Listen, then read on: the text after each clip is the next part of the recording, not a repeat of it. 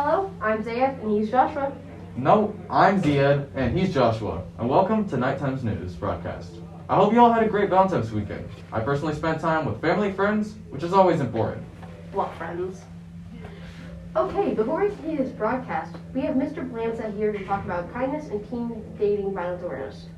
Good morning. My name is Mr. Blancett, or Mr. B if you want to pronounce it that way. Some of you all struggle a little bit with the Blancett part, but Mr. B will be wonderful. They've invited me to talk about Teen Dating Violence Awareness Month. It's a mouthful, but it's a very important thing to know about. Nowadays, Teen Dating Violence Awareness Month is a month-long campaign dedicated to raising awareness about teen dating abuse. Every February, young people and their loved ones join together across the country for a national effort to raise awareness about this issue. It is an important issue. Every year they have a theme. The 2021 theme is Know Your Worth. And this is very important to learn about relationships and self-empowerment. You are worth respect and deserve to have a healthy, loving relationship. It is a very powerful personal statement that guides actions, behaviors, and communication in relationships to be healthy and free from violence. Everybody is deserving of a healthy relationship. A couple other things that I just want to go over pretty quickly. What you should know about dating abuse. There's a big problem with teen dating violence is more common than many people think. 1 in 3 teens in the United States will experience physical, sexual, or emotional abuse by someone they are in a relationship with before they become adults. Everyone has the right to a safe, healthy relationship, and dating abuse can happen to anyone, regardless of your age, financial status, race, gender, sexual orientation, or background. With 1 in 3 teens experiencing some form of violence, relationship abuse, and 2/3 who never tell anybody about what's going on in their relationships. We have to start talking about this by understanding the essentials or elements of the healthy relationships and learning the early warning signs of harmful and abusive behaviors. We can all change things for ourselves and those we care about. The first step is to get the right information about healthy relationships and abuse in front for young people to know and understand. And 2 areas that have really come along, especially over the last year, is digital abuse and digital abuse overview, and the other part of that is the COVID-19 and its impact on the digital abuse. All communication in healthy relationships is respectful, whether it's in person, online, or over the phone. It is never okay for your partner to use words or actions to harm you, lower your self-esteem, or manipulate you. Digital dating abuse is the use of technologies like texting, social media to bully, harass, stalk, or intimidate a partner. You never deserve to be mistreated online or in person. And with the COVID-19 and its impact, the pandemic has affected a lot of people, especially with students being online, and dating has changed a little bit of what it normally has been when you can see it face to face. So please, get information you can, and every February is Teen Dating Violence Awareness Month. Thank you very much. And we're back. That was amazing, Mr. Blancett. Thank you for all of that information. Hey, you know what else is this month? Yeah, it's Black History Month. This month, we celebrate the African American culture and how it's influenced society, as well as different influential African Americans and how they've changed society for the better. Speaking of, the Black Student Union is hosting a few events this month in honor of Black History Month. There's a scavenger hunt going on around campus. Scan the QR codes and save your answers. When you have finished, email Dr. Owens for a prize. This is going on until the end of the month. On the 18th, there's a Wii Sports event during lunch. It's $1 to play. Then, on the 26th, there is a poetry slam during lunch. Please see Dr. Owens if you are interested. Now for the wisdom of the words. The what? The wisdom of the words. Why are you like this? The words of the words. And you're welcome. Now this quote is by the one and only Maya Angelou. All great achievements require time. Wow, anyone can relate with that message, at least I hope. Maya Angelou made some inspiring quotes about life and black suffrage. Yep, she is definitely known for her famous I Know Why the Caged Bird Sings poem, which was written in 1969. Apart from being a poet, she was also a civil rights activist. I still remember the I Have a Dream speech, which in protest that Martin Luther King Jr. led, inspiring and historic events that shaped our country into unity. Black History Month is something that should be celebrated every day. There shouldn't be a dedicated month to a single race. We should always celebrate it and appreciate it every day. Anyways, I just want to thank you all for watching our broadcast, and up next is February birthdays. And as a reminder, there's a new article publishing coming soon, so be on the lookout. Better not miss them. Yeah, what he said. And don't forget to visit our social media at Night Times News. Until next time. we bid thee farewell.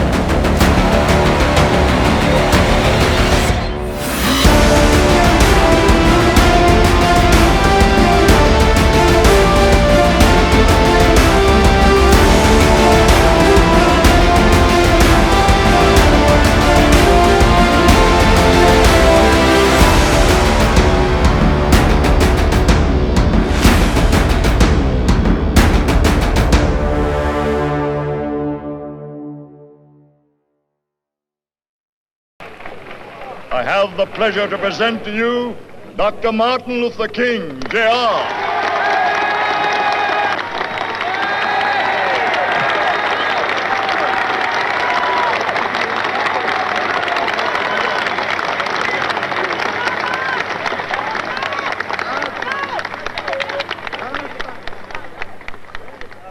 I am happy to join with you today in what will go down in history as the greatest demonstration for freedom in the history of our nation.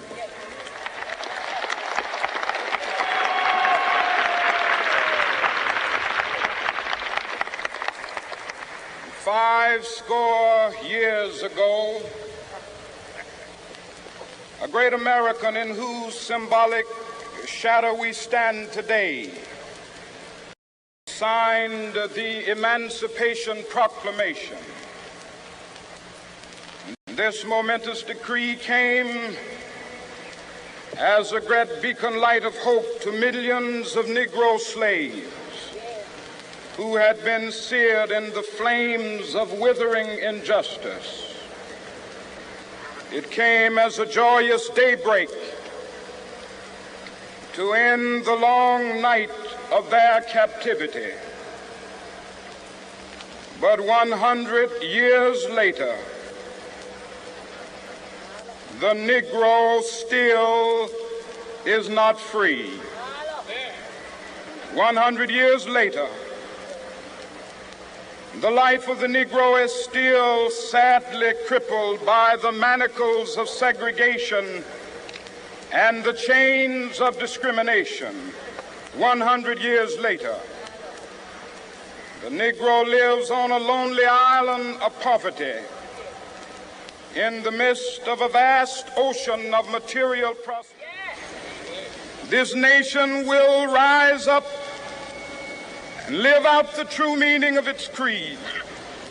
We hold these truths to be self-evident, that all men are created equal.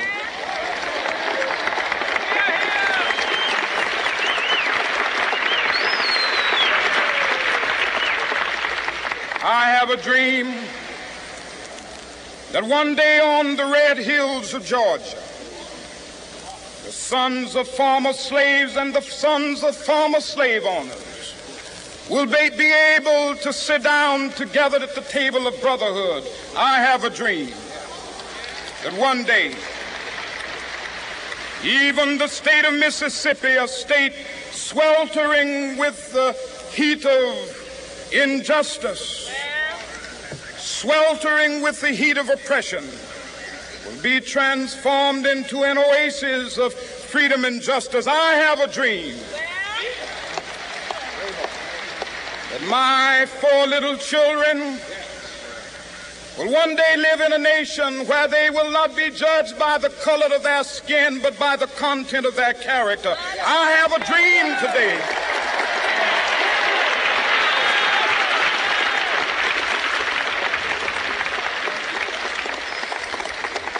I have a dream that one day down in Alabama, with its vicious racists, with its governor having his lips dripping with the words of interposition and nullification, one day right there in Alabama, little black boys and black girls will be able to join hands with little white boys and white girls as sisters and brothers. I have a dream today.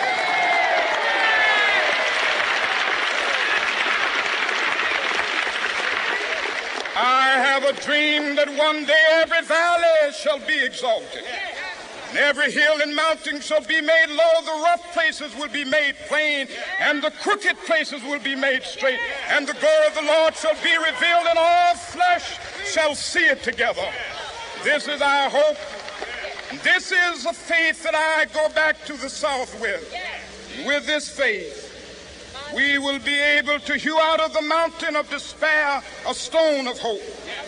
With this faith, we will be able to transform the jangling discords of our nation into a beautiful symphony of brotherhood. With this faith, we will be able to work together, to pray together, to struggle together, to go to jail together, to stand up for freedom together, knowing that we will be free one day. This will be the day. This will be the day when all of God's children will be able to sing with new meaning, "My country, tears of thee. Sweet land of liberty, of thee I sing. Land where my fathers died, land of the pilgrim's pride. From every mountainside, let freedom ring. And if America is to be a great nation, this must become true. And so let freedom ring from the prodigious hilltops of New Hampshire. Let freedom ring from the mighty mountains of New York. Let freedom ring from the heightening Alleghenies of Pennsylvania. Let freedom ring from the snow-capped Rockies of Colorado. Let freedom ring from the curvaceous slopes of California. Not only that, let freedom ring from Stone Mountain of Georgia. Let freedom ring from Lookout Mountain of Tennessee. Let freedom ring from every hill and molehill of Mississippi, from every mountainside. Let freedom ring, and when this happens, when we allow freedom ring, when we let it ring from every village and every hamlet, from every state and every city, we will be able to speed up that day when all of God's children, black men and white men, Jews and Gentiles, Protestants and Catholics, will be able to join hands and sing in the words of the old Negro spiritual. Free at last, free at last. Thank God Almighty, we are free at last.